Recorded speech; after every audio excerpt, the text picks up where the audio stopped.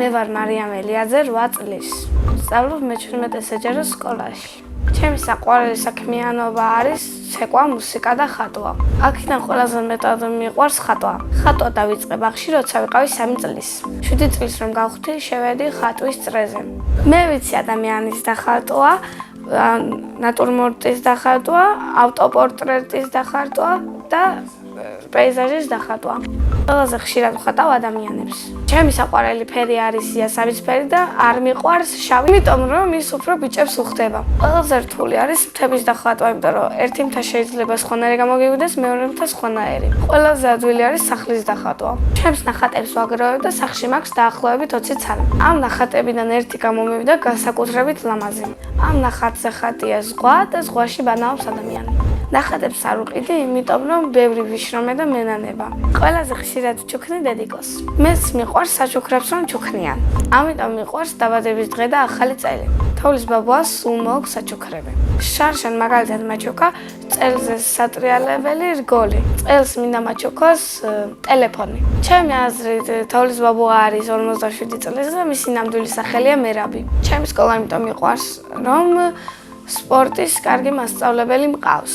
ასევე სხვა მასწავლებლებიც ძალიან კარგები არიან. ბავშვებიც ძალიან მიყვარს ერთად ვერთობით სულ. ჩემ კლასში ყველაზე მხიარული არის ნინო დიასამიძე. ყველაზე ჭკვიანი არის ელენე სარჯველაძე. შედარებით მშვიდია ბარბარე ეგნატიევა. ყველაზე ბედნიერია კესო კეკუტია. მე ვარ ყველაზე ნიჭიერი და კეთილი. ჩემი საყვარელი საგანია სპორტი. საყვარელი მასწავლებელი არის მანანა ქათამაძე. იმიტომ რომ ის არის ლამაზი, კეთილი და უყვარს ბავშვები. რომ გავიზრდები, მინდა გამოვიდა განათლების მინისტრი. ბავშვობაში მინდოდა გამოსულიყავი ექიმი. მე ასევე მიყვარს მუსიკა და ვსწავლობ ბალანჩივაძის მუსიკალურ სკოლაში. ვარ მეორე კლასში და ვუკრავ ფორტეპიანოზე. მანდა მაინც ფორტეპიანო იმიტომ ავარჩია, რომ დედა ჩემიც და ბებია ჩემიც მუსიკალურ სკოლაში სწავლობდნენ. ზოგჯერ ახლაც სიამოვნებით უკრავენ ფორტეპიანოზე. თავიდან ყველაზე უფრო გამიჭირდა ორი ხელი ჩქარა დაკრა. ყველაზე ადვილი იყო ერთი ხელით დაკვრა. ჩემი მუსიკის მასწავლებელი არის ნანული ტუღუში. ძალიან თბილი მასწავლებელია და სულ მეხუტება. ერთხელ მქონდა კონცერტი და ძალიან ვინერვიულე. მეგონა შემეშლებოდა და ხელები მიკანკალებდა და მართლაც შემეშალა. მაყურებელმა არ შეიმჩნია და გამამხნევეს. პიანინოს გარდა კიდევ მინდა ვუკრავდე ვიოლინოზე. მე რომ კარგი პიანისტი ვიყო, ჩემს სოლო კონცერტს ვისურვებდი პარიზში. სახლში ვცხოვრობთ მე, დედა, მამა, ბებია, ბაბუა, ბიძია, ბიცოლა, ძმა და ბიძაშვილები. კიდევ მინდა ვყავდეს ერთი და. ჩემი ძმა არის 16 წლის და ქვია საბა. ის არის კეთილი, თბილი და ცოტა ცელკი. ჩემი აზრით საბა რომ გაიზრდება, გამოვა გემის კაპიტანი. მამიკო არის სიმპათიური, მშრომელი და კეთილი. მე ვარ მამიკოს გოგო. დედიკო არის ლამაზი, კეთილი, თბილი და მზრუნველი. მე მყავს ყველაზე კარგი დედიკო და მამიკო მთელს სამყაროში. მე ვარ ძალიან კარგი დიასახლის.